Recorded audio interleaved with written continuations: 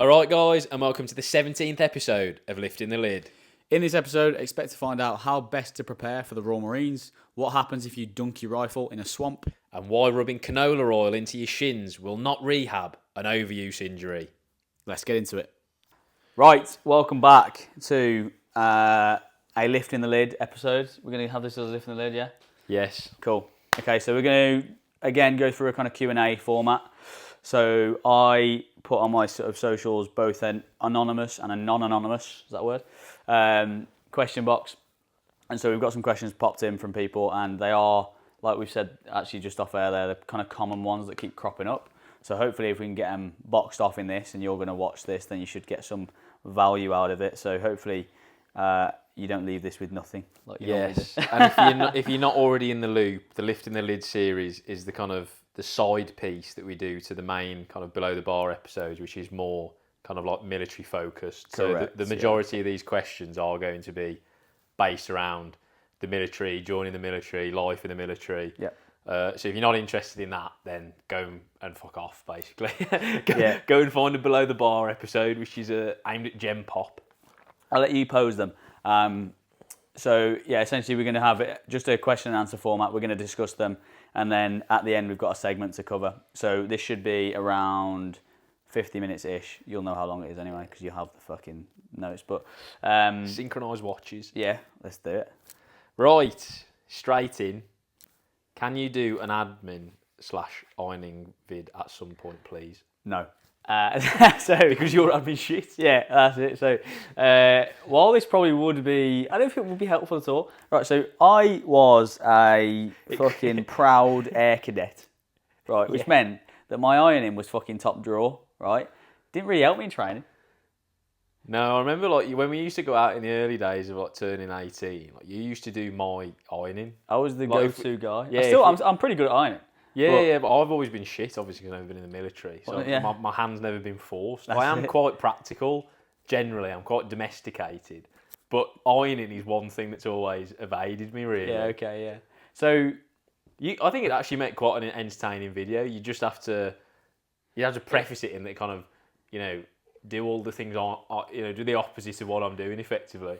nah, so I could still impart the knowledge. The I think. knowledge, yeah. It's just in practice. When I was 18, I wasn't great at it, but obviously that changed as I went through. The video, what it have to be a YouTube video, because that on fucking Instagram would get zero engagement. Yeah, that wouldn't. It wouldn't bang, would it? Really? Yeah, it's long form that That is long really form. lends itself to. Yeah. So I could do. I mean, if that's a request, if that's a fucking there's a market for that, then What what three would the- like admin tips? Okay. So you got to do one on ironing because that's been requested. specified. So 3 more, or just 3 total. Admin tips. 3 total. Is so it two. say admin tips? Is that what it says?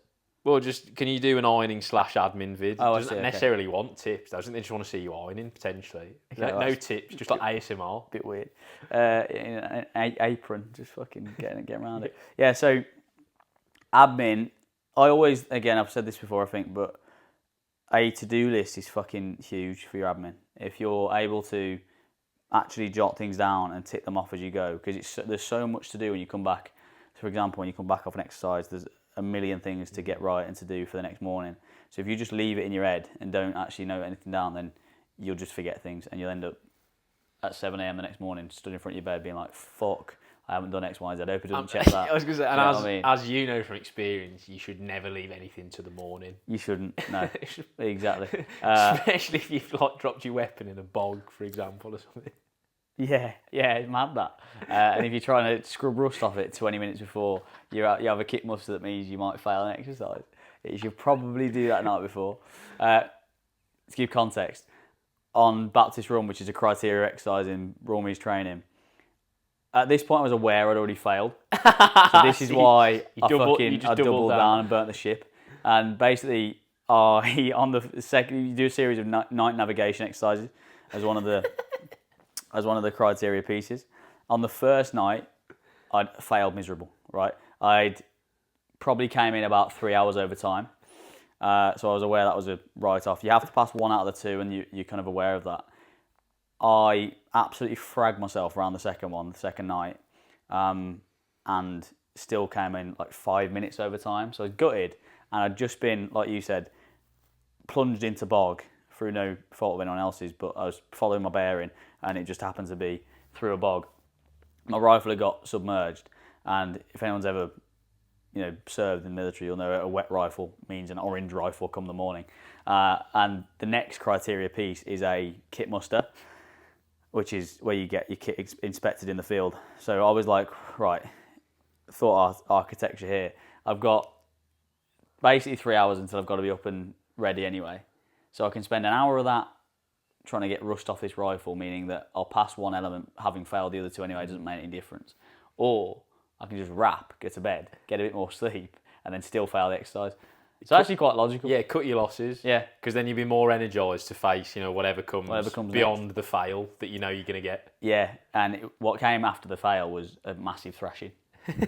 Which, ironically, you did need the energy for. I did need the energy for, so actually, fantastic. That thrashing involved, basically there's a puddle about 20 metres away, and every piece of kit, so there's probably about 20 pieces of kit, right? One by one, he was like, threw it in the puddle, right, crawl to that, bring it back, fucking threw it in the puddle, crawl to that, bring it back. So like 20 times, I'm just there for fuck's sake. So yeah, that was not ideal. Anyway, went into a tangent there, but yeah, to-do list, massive for your admin. I think... so getting into the habit of writing to-do lists? Yes, yeah. So getting into the habit of actually being good at them as well, and ticking them off and making sure and not things have their time and their priority. I think also just being a little bit diligent, like we've just joked about there, but being diligent around not going to bed until the job's done. So it's very easy to rationalise that and be like, especially on camp, I'll go and do it in the morning, I'll do my washing in the morning when it's less busy. You're never going to do it, it's never going to work. So make sure you've done everything and everything's good to go before you get your head down, because you're not going to get any sleep anyway, really. So just double down and make sure that everything's actually as good as possible. And the next thing would probably be around just, like, they call it block jobs, but essentially it's just cleaning the fucking accommodation. Try and put as much effort in as possible, because regardless of what you do, basically you're going to get picked up for it, but you get points for effort. Yeah. That's what people kind of forget. And certainly within the troop, so not even really talking about the training team here, but within the troop, amongst the lads who dig out on the block jobs or on the jobs that are pretty shit, lads who are going to get round the heads and whatever, are the lads who get respected, whereas the lads who are just like half-arse it, maybe their job is the thing that gets picked up. Yeah, just concentrate on squaring their own admin away, as opposed to kind of like communal admin. Yeah, are going to get looked upon in a lesser light. So you don't want that. You want to be the guy who's working hard, and the eventual reward for that is like the Commando Medal, which is voted for by the lads, basically. And that's the one everyone wants, because it's the hardest working bloke in the troop / most competent. So you don't really gain anything from just being in it for yourself, because it's not like it's not a zero-sum game. It's not like either I get through or you get through.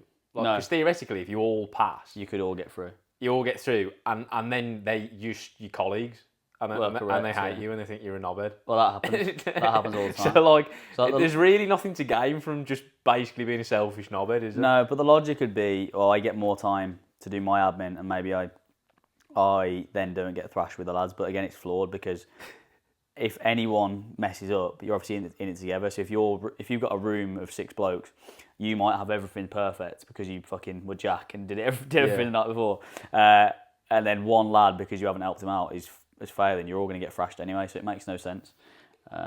All for one, one for all. Yeah, one in all in is what we call it. Yeah. There you go. Right, there you go. Come up, Harry Shep Fitness for your Royal Marine admin hacks. Harry Shep admin side arm of the business. How would you train to prevent injury before starting ROP?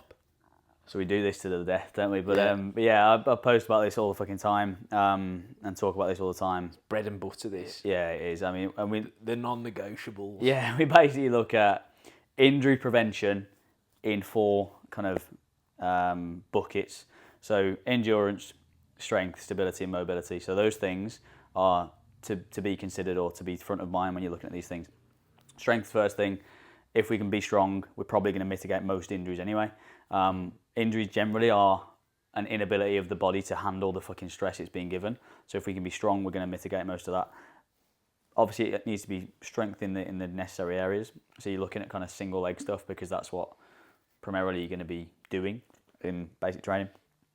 And then mobility, again, just one that needs touches every other day or every day. Yeah. If you can do it sort of 4 or 5 days a week, 10 minutes, you're probably going to be fucking miles ahead of everyone else. Because nobody does mobility. Yeah, not 2 hours every night like David Goggins. Yeah, which is mental. That is to the detriment of your sleep schedule as well. Massive overkill. Yeah, if you ever get to the point where it's like, do I do like half an hour of mobility or an extra half an hour in bed?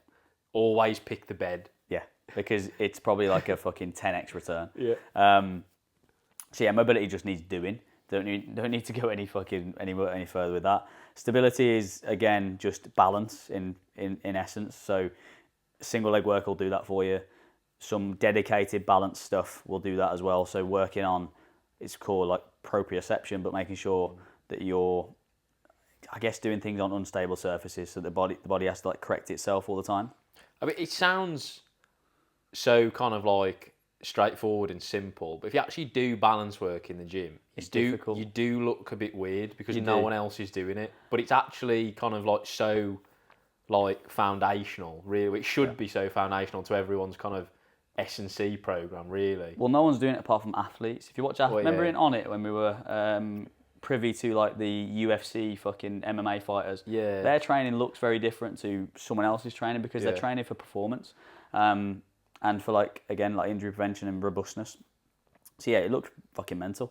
But if you think about if you were to stand on one leg and be super dizzy or whatever and almost fall over, that action of correcting yourself is proprioception in action, right? So that's kind of, to give it a little bit of context, that's what you're looking for. And so just more time spent single leg, essentially. What was the other one? Endurance. Yeah, so again, just your ability to maintain form over an extended period of time. So the reason this is in there, if you're on a fucking long run and you start the first 5K and you're really, really strong because you're fresh and your form's really good and your foot strike's really good and your posture's good. If you haven't got the endurance 15K in, then all of that stuff starts to tail off, and then you're heel striking and then you're overstriding and then all this kind of thing. So if you haven't got the endurance, you're not going to be able to maintain good form throughout a process. And so that's where they come in. But yeah. And it's like it's all of them working in tandem with each other, like the holistic approach, basically. Don't just smash one and then completely neglect all the others. You need to kind of work at each of them kind of throughout a week of programming. And if all the things that we've just discussed kind of like you find it completely overbearing and you don't really know what you're on about, well, that's why you hire a coach. Correct, isn't it? Because they take all the theory that you kind of need to instill into a program and articulate it for you. You just turn up and do it. So easy, and that's the easiest way to do it. Outsource these things, because like that might have, if you've never been exposed to that before, that might have blown your mind, and you're like, fucking hell, there's so much to do. Because most people think of getting fit for the military and think of push-ups and pull-ups, which is like 1/8 of what you need to be doing. And yeah, I think if you have the means to outsource things and actually get a program that is going to work for you, then definitely do that. 100% comprehensively answered. Right, what we got next? I mean, this is kind of feeds into what we've just discussed, but what would be your best tips for preparing for the Royal Marines?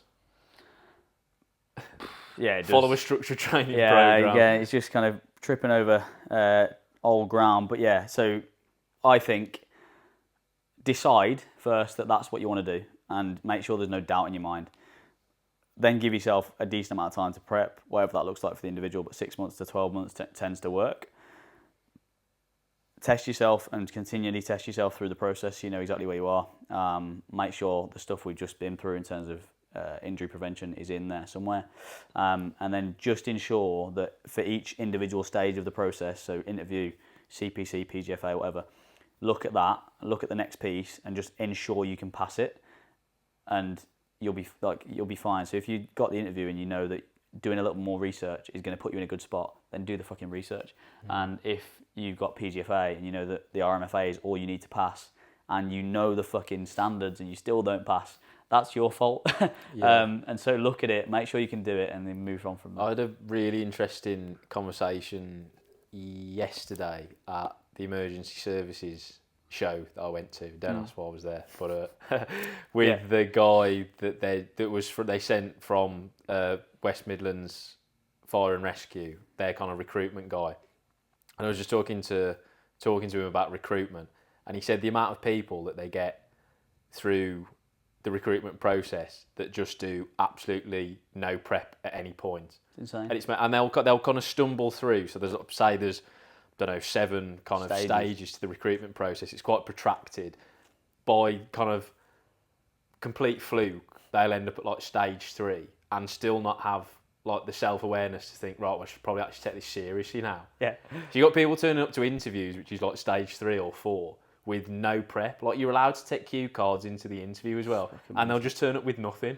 Yeah. Or they'll turn up for the physical test having not practiced any of the physical tests before, like not even tried to kind of like recreate it in a gym.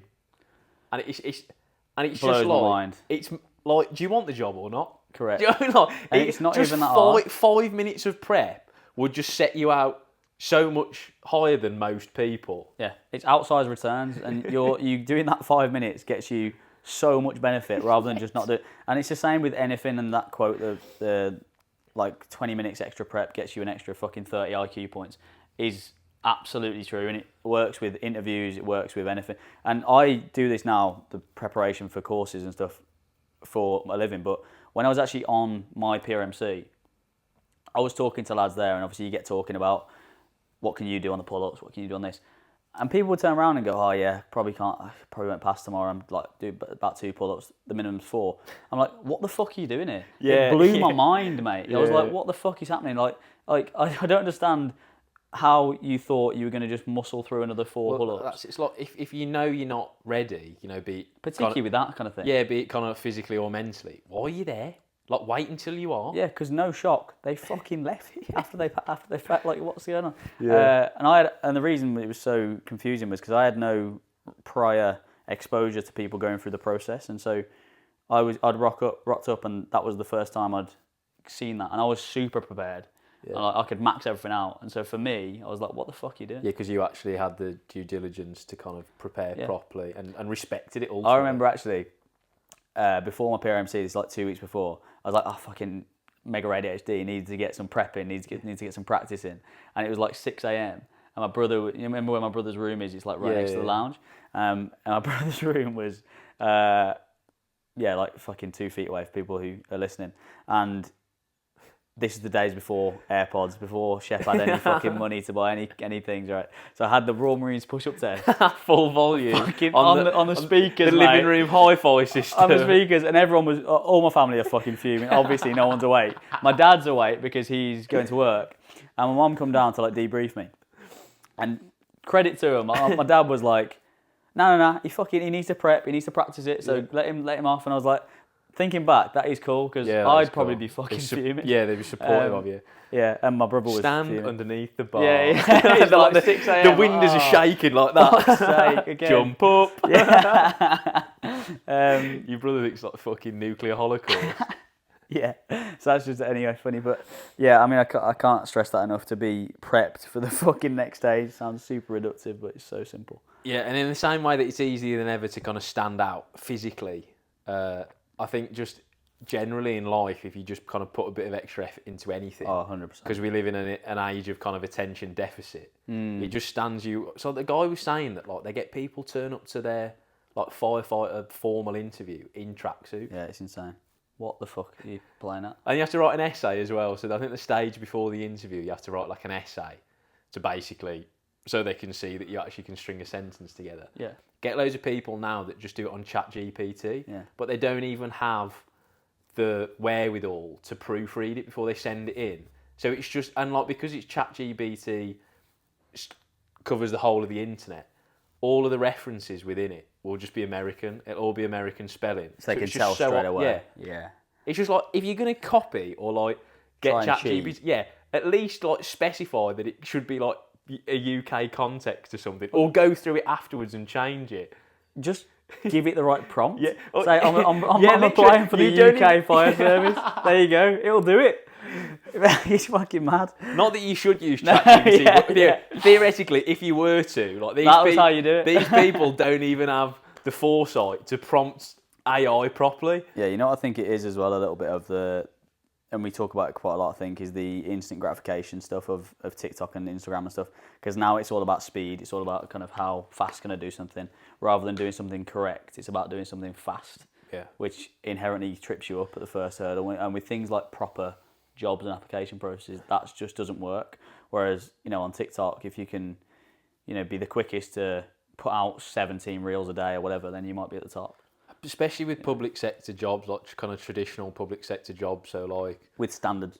Yeah, like emergency services or kind of like the military. The recruitment process is so protracted, I think it catches a lot of people out. Like, it can easily take kind of like 7-9 months. Yeah.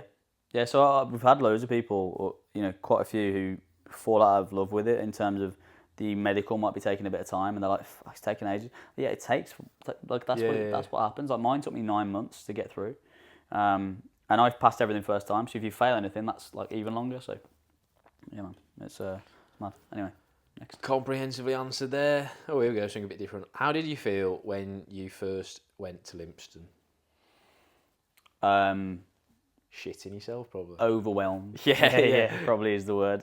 So the first time you go is on PRMC, now called CPC, and I was kind of confident because, again, like I said, I'd prepared really well, but I didn't know what the second phase or what the endurance course stuff would hold. I'd heard it was pretty horrific, and it, to be fair, exceeded my expectations in terms of how hard it would be.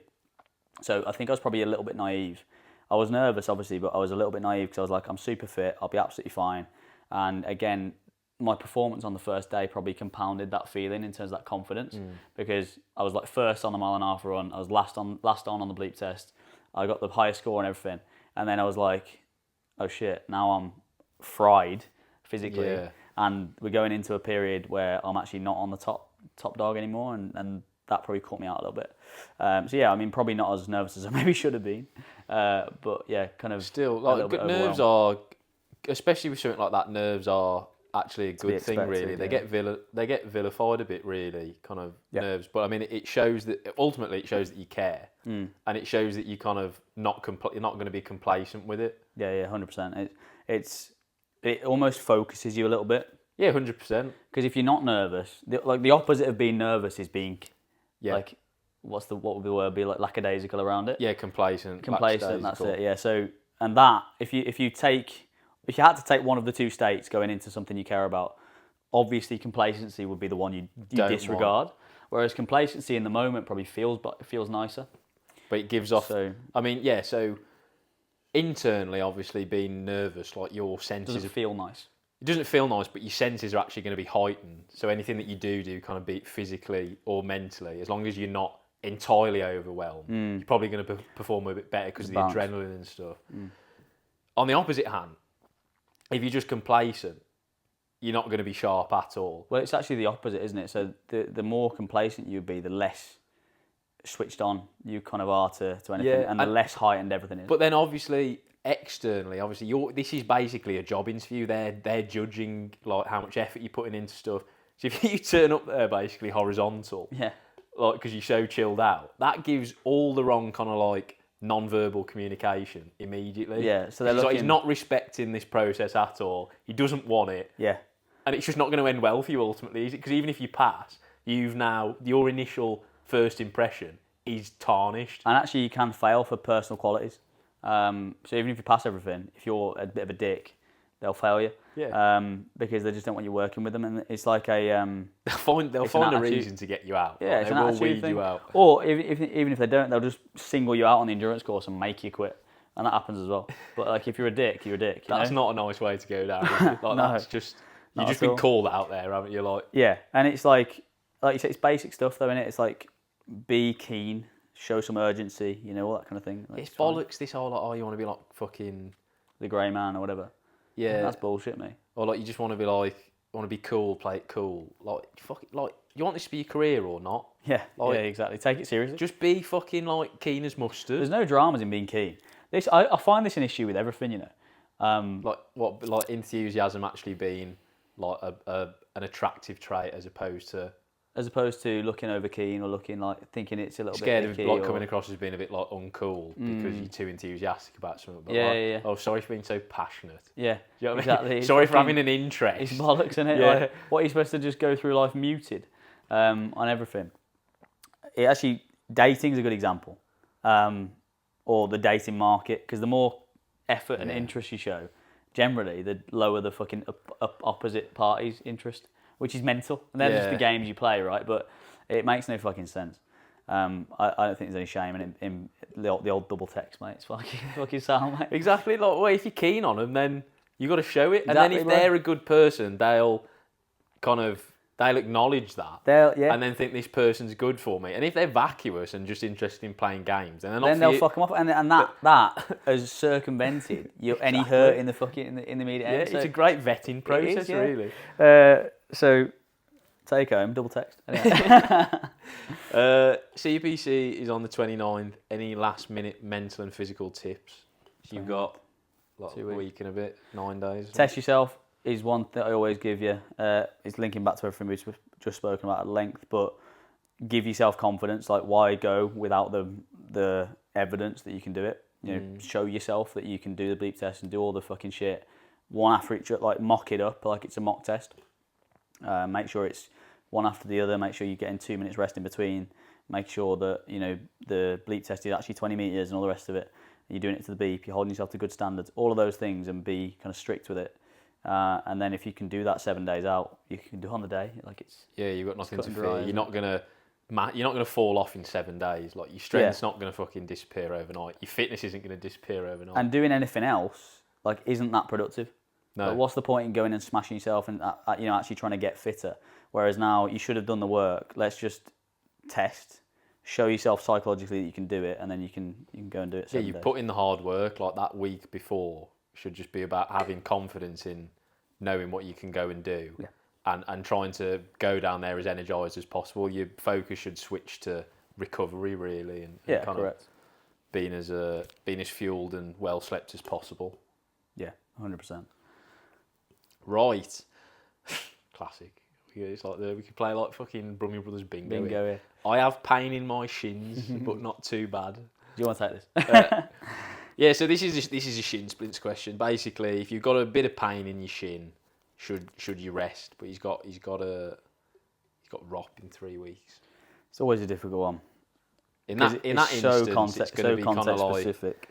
Yeah, it's going to be like damage limitation, really, in the context of that question. But generally, if you do start to kind of register symptoms of kind of shin splints or overuse injury in that area, you should ease off your running. You should. But in the context of this individual, he's going to have to find a middle ground where he can maintain the level of fitness that he's got without aggravating it effectively. My advice to that individual would just be to take time off running initially, like now, and not run for the next 3 weeks. And then just try and rehab and fucking do loads of low impact cardio to keep yourself ticking over, because again, in 3 weeks you can't really lose much fitness, but you for sure could make your shin splints worse if you tried to run through it. So I think, again, there's a distinction to be made between pain and discomfort. So if you've got shin pain and it's actually like, you know, it feels like shin splints, it's a dull ache and all the rest of it, then probably okay, take some time off running. But there's a danger where you know, because it gets constantly talked about shin splints, then you go for a run and you've got a little bit of discomfort and you're like, oh, shin splints, then you just don't run again. Like, you're never going to progress sometimes if you listen to every signal. If it's like a 1 out of 10, then who cares? There's probably a bit of a tendency now to listen too much to, just because it's in the fucking zeitgeist, talking about shin splints and everyone's saying, oh, I've got shin splints. Like, you're going to finish a run and maybe your calf's a bit sore. You might go, oh, fucking hell, I might have shin splints. But, like, sometimes it's not that. It's very normal to finish a run and have some kind of, not necessarily a niggle, but particularly a longer run. Yeah, a pain or a slight discomfort, and usually, like, it's just because, you know, running is a high impact movement. Correct. So if you run for long enough, your body's kind of going to get fatigued, isn't it? Yeah. And you can mitigate a lot of those things with a bit of like a mobility flow after you run, as long as you're kind of doing all the things to optimise your recovery. Yeah. Like, that's fine. It's when you start to neglect recovery, then those kind of niggles or little feelings of discomfort after runs actually compound, and then they become painful and discomfort. Yeah. And then before you know it, you have got full-blown shin splints. Yeah, exactly. It's you're right. It's one of those things you've got to ride the line, but just don't like knee-jerk reaction. Think, oh, I've got some pain here, and I've just been a 10-mile run. It's probably normal. Yeah. Yeah. Right then, did well there. It's like, how many times can you reinvent the answer to don't run through shin splints answer? Some people will tell you to run through, which is mad.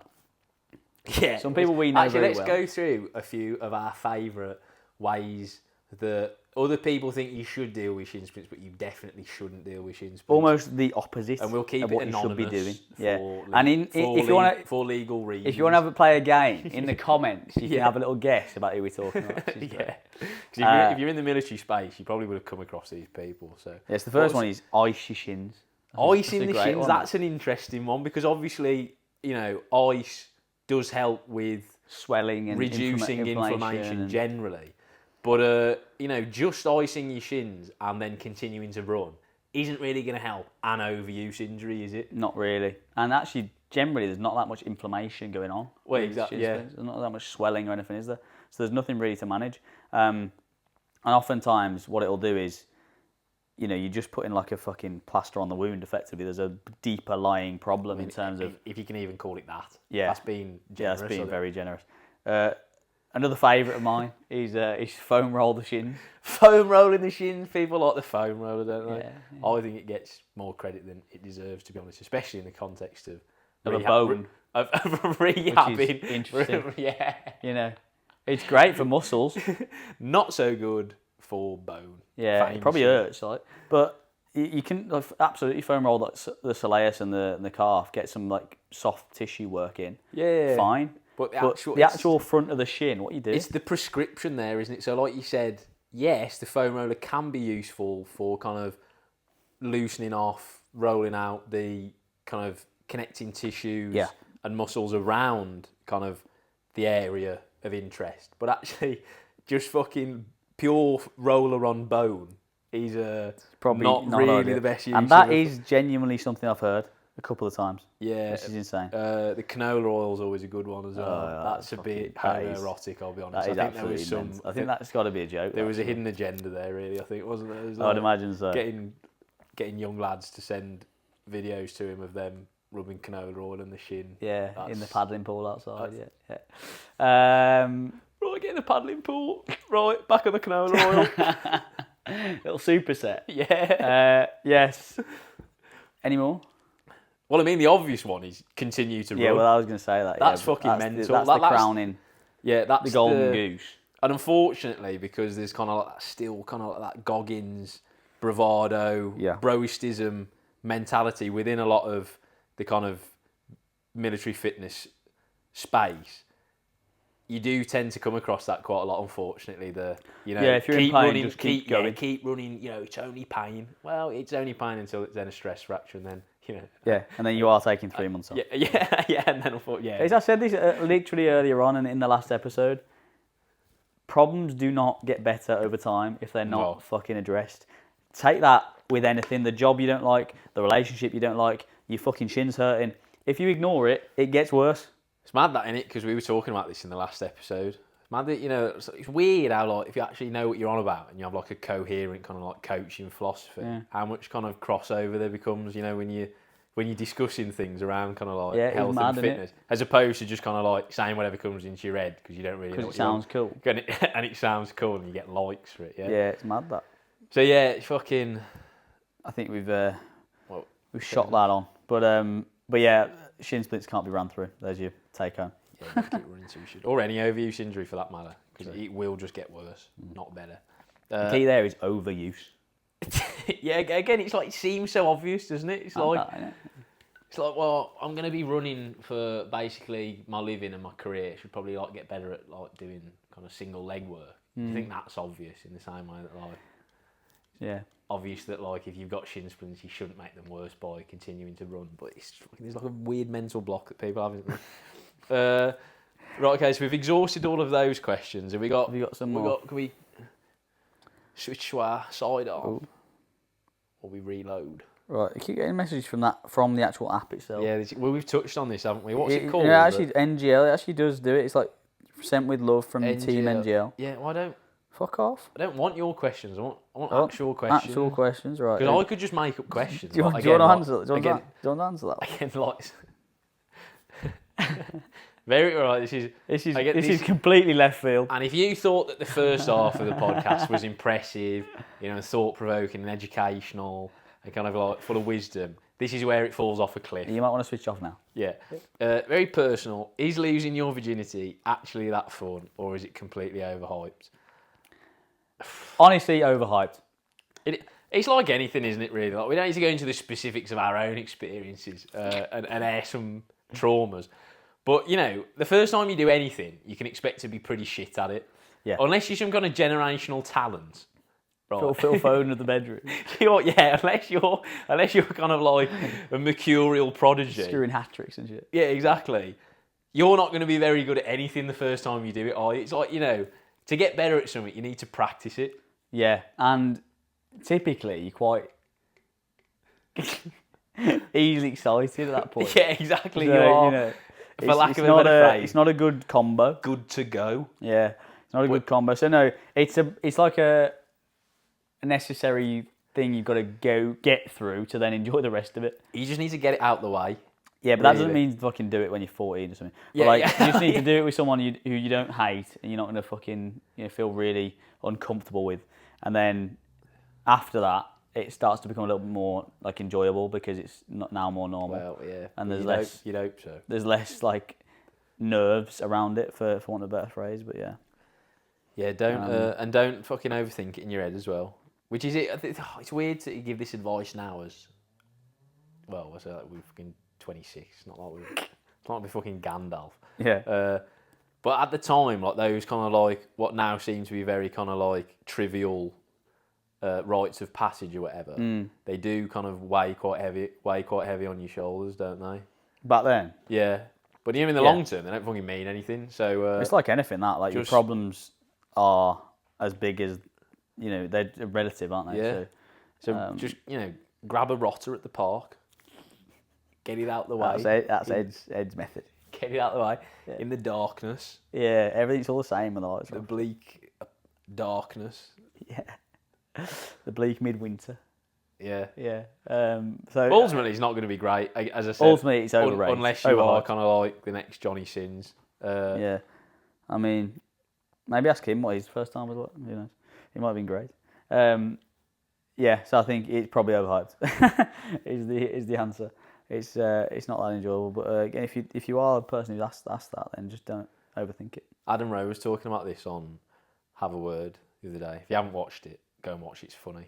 Not that fucking we have any affiliation with them, but it is a good podcast. Yeah. And he was saying he reckons he has like a positive KD ratio in the bedroom. So like he reckons this is so him as well. If you're familiar with Adam Rowe, he reckons so like most blokes will almost certainly like spaff before the female. Yeah. Generally, he reckons that is bad practice. If anyone's listening. Yeah, that is bad. Yeah. He reckons malpractice. That. He reckons that his KD ratio is the opposite. So he reckons almost positive kill death. He reckons he almost always makes the lady come before he does, which I can't.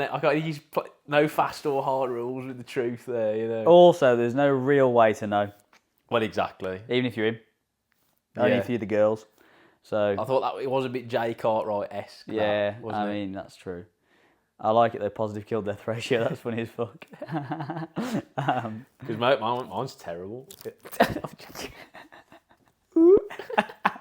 0.1. Ooh, should we switch fire now? We're going back to serious.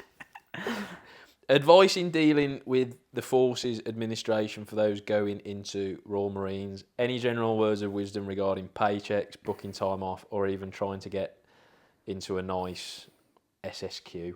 Okay. What's that? Specialism, basically, specialisation. Like a special qualification, something like that. So, some hard-hitting facts here. With paychecks and stuff, obviously there's only so much you can do, but make sure your tax code is right. so that you're actually getting the right fucking pay. Because sometimes if you come from part-time work, they'll mess it up. So make sure that's right, and just go to it's called the UPO office for that. And in terms of like where to put your money and all that shit, obviously I'm not a financial advisor, but when you're in training and certainly throughout, you pretty much have like really low expenses.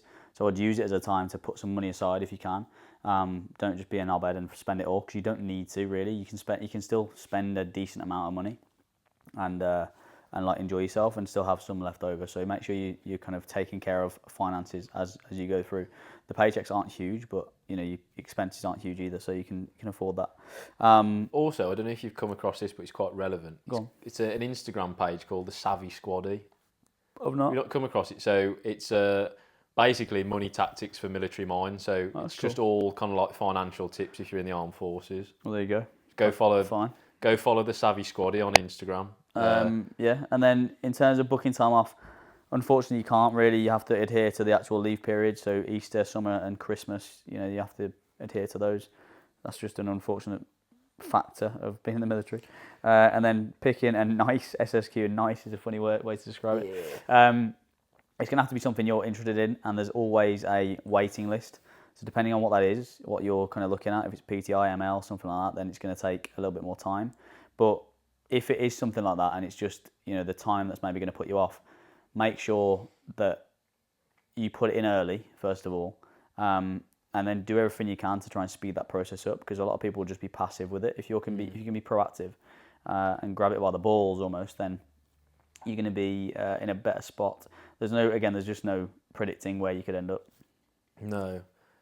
Well, if you want to know more about the Royal Marine Specialisations, go back and watch the episode that we made on it ages ago. One of the first. Well, I guess you also need to be obviously research it and kind of your thought process. Not that I've done this myself, but if I was to approach this, kind of the thought architecture should go beyond just that looks cool. Correct. Because it's actually going to be your day. It's going to be your day to day, isn't it? So make sure that you actually enjoy the shit. Being a mountain leader looks Gucci, but if as a whole you hate kind of like the soldiering side of being in the Marines, probably not for you. Because it's just soldiering on steroids, isn't it? It's like yeah. It's like being on exercise, but you're actually at the top of Mount Everest. Yeah. and you're actually always there. There's no coming out. So. Yeah, definitely. So make the distinction between like that looks Gucci, or I actually would quite like to do that day to day. Yep.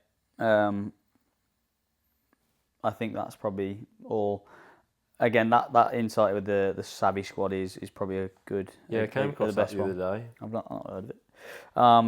Next one. What are some good running standards for regular Army infantry? Bleep test is 8.7, which I can smash, but endurance I'm unsure on. Okay, so. You can already do the bleep test. I just lean into 5 and 10k times for this, because it's just a easy metric to work off.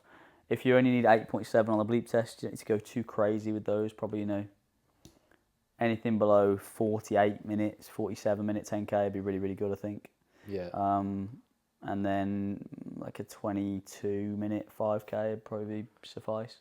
Yeah. So switch your focus really. So if you've already got the bleep test squared away, keep a bit of bleep test work in your program every week.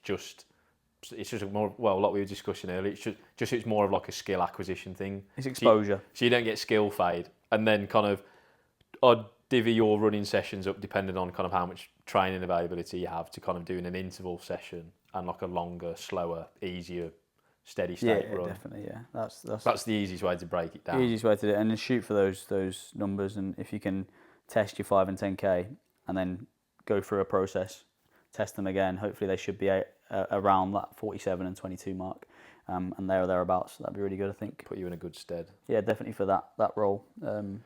Marines obviously that'll be different. Just needs a little bit slightly faster, quicker. Yeah, basically. Nothing too crazy. This one's different in left field again. Digbeth, Broad Street, or Brindley Place for a night out in Brum? Oh, it's a trick question because they're all shit.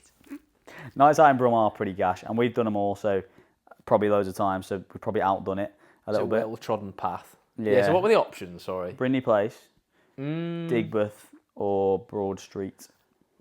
Well, Broad Street is just immediately no. Yeah, it's off Broad the cards. Street is shit. regardless of what you want to get out of a night out, unless it's I want to be stabbed, avoid Broad Street. Yeah, and so I think I would say, honestly, probably Brindley Place for what I'd want. Yeah, maybe. It just depends. It's kind of like horses for courses, isn't it? So Digbeth can be good for some things. Digbeth can be good depending where you go and kind of what you want to get out of it. If you're in a larger group and you potentially kind of like want to do like some form of like activity based kind of like drinking situation, so like you want to do like ghetto golf or Roxy Ballroom where you can play like pool and bowling and shit, then Digbeth's better. And obviously if you're into fucking raves, if you're a knobhead, Scathing. then Digbeth's better. Brindley Place probably better if you're in a smaller group and more of a conventional night out basically. Yeah. So like, smaller group, want to get pissed, Yeah, and try and kind of cop off someone basically. no, I was gonna say it's better for like quieter drinks versus Broad Street where it's gonna be just clubs. You can go to Brindley Place and just kind of drink and be a little bit more sociable rather than going mental. But would you not count Albert Schloss as Brindley Place? No, I know it's not. I know it's not really. It's. But I guess it's in that bracket. It's what is it? It's But Centenary Square, isn't it? Yeah, but that's the thing as well, because if you did want more of a chilled one, quote unquote, then Brindley Place offers you that, and then you can extend it if you want with the Albert Schloss. Yeah. Well, you got Slug and Lettuce that is basically pretty. Yeah, that functions as a nightclub, really, doesn't it? Later on. Yeah, but they still don't open that late. I don't think.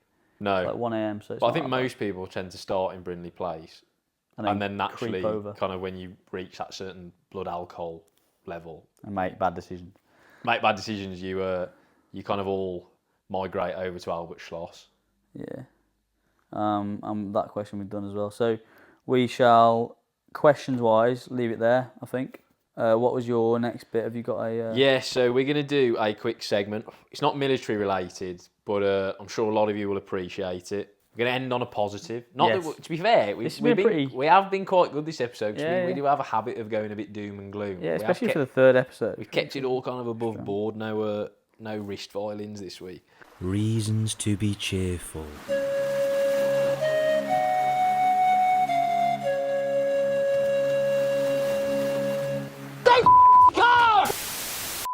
But this week's simple pleasure, reason to be cheerful, whatever you want to call it, is the Barclays men trend.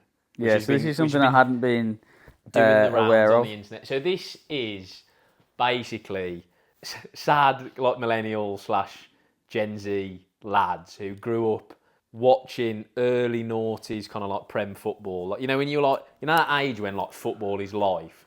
Yeah. So this trend is basically showing appreciation to the forgotten kind of ballers of that Prem era who didn't play for like the top teams. Yeah. So like you got to think of like Wigan Athletic, Blackburn, Portsmouth, Bolton. Like those kind of like back in kind of like 2005 to like 2010, they were like solid like mid-table Prem teams, and it's about exposing the best players from those clubs. Yeah. Via highlight reels to indie bangers, basically. I quite like that. That's fantastic. So one of my favourite individuals of that era is Jussi Jääskeläinen. Yeah, so this isn't just outfield players as well. This can be... He was class. And I was a keeper at that point. So I'd look at him as my little fucking idol. He used to have probably the best quick reaction in terms of like double saves and shit. And so that's obviously the really impressive stuff. But yeah, some great early noughties Prem keepers. You got what's his name? Shaka Hislop. I remember him. And then there was the Hungarian guy. I forgot what his name is. I think he was a Palace keeper. He always used to wear grey joggers. Oh yeah, remember him? Remember him? Who cleared that? That's mad. And then Van der Sar. Van der Sar. Well, yeah, technically he wouldn't apply to Barclays men because he played for United. But like Tim Howard. Okay. Tourette's Tim Howard. Tim Howard.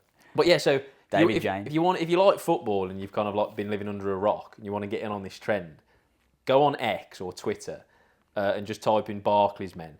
And there's so like here's Meet You, Two Door Cinema Club, Asamoah Gyan. And soundtrack to the Coups. Yeah, that's great. John Carew, Dancing Shoes by Arctic That Monkeys. is a simple pleasure. John Carew's a baller, mate. Yeah, he was. Absolute baller. When Theo Walcott, another one. Yes. Southampton, Theo Walcott. Wigan Athletic had a lot of Barclays men, though. Like Jimmy Bullard, Hugo Rodriguez, Charles Inzogbia. Oh, yeah. They had some banging... And that was when Roberto Martinez was manager as well. Would Edgar Davids count? Yeah, I think so, because, Spurs have always been gash, haven't they? So. Shit, yeah. Iconic branding, Edgar Davids. Yeah. Apparently he knocked one out in training. Wilfred Bonney, pass out, Tony Temper. Yeah, this is great. Honestly, I will go home this evening and just watch these in bed. Yeah. Hours of entertainment. As will I now, because I now know these, which is fantastic. Yeah, but there you go. There's a little nugget for you can take away. Yeah, it's such a good. Sean Wright Phillips, Goodbye Mr. A. Like, they're endless, honestly. That is fantastic. I might start editing these, putting them on the Brummy Brothers, because actually get us some views then. Yeah. Let me just steal the idea. Yeah. So, sorry if you don't like football, and that could have meant absolutely nothing to you, but you probably would have already turned off. So fuck you. Sorry, not sorry. Cool. Well, but yeah. So if you are into football, and as I said, you've kind of that's bypassed you, then check it out, because it's just a pure shot of nostalgia, basically. Sounds good. Football was better then as well. It was. I don't want to sound like a gammon. It was better. But like no VAR, fucking actual, like, I don't know, teams just... Maybe it was the time in our lives. Pep Guardiola's killed football, hasn't he? He's made football too that perfect. Man United season where they had Ronaldo, Rooney and Tevez up front. As the front three was disgusting, insane, wasn't it? Mate. There's no better... Well, there is, but, you know... I don't know whether it was the season they won the Champions League when they beat Chelsea in the final in Moscow. I think maybe it was the time in our lives it was, but it does seem like it was far better then. Well, one stat I have got to support my point, which I saw the other day, which I've cherry-picked, which someone dug up from Opta, is that there's 50% less kind of what you would term like bangers now, so like goals outside the box than there was in like I think it was like the 2008 Everyone season. tries to pass it in. So I think kind of in like the late early noughties, so like 2008, 9, 10, about 20-something% of goals were outside the area. It's about 12 now. Oh, okay. So as that proves, really, you're right. Yeah, the wow factor. It's the Pep Guardiola has ruined football basically, because it's like is it the Peep Show joke? It's like, or is it the IT crowd? With like the problem with Arsenal is they always try and pass it in. I think it's the IT crowd. Yeah. Well, that's actually true. That's actually become true. Yeah, it is. Very astute kind of like observation there, because that was probably about 15, 20 years ago now. I know, and now they're bang on the money. But yeah, you're right. I don't think there's.